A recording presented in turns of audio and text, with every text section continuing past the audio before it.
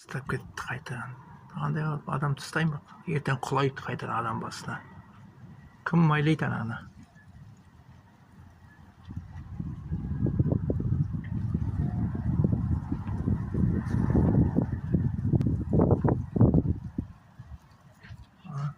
Кім майлайды? Андай қылып тастап кетіпті.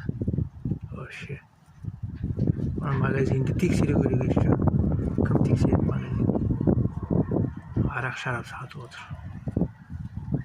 Сосын жекке не үшін төлеп отыр? Электрик пен сантехник платный болса, ақша алатын болса.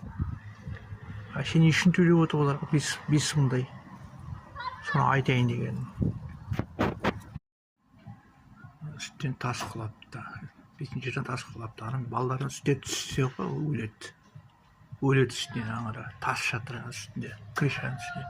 Сол үшін магазиннің хозяиндарын, осы зданиенің хозяинын штраф салу керек. Үстіне тас құлап жатыр. Қарамайды ешкім. Не болған адамдар қарамайды вообще.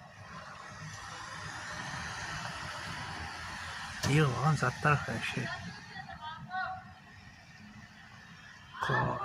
Құлап жатыр үсті.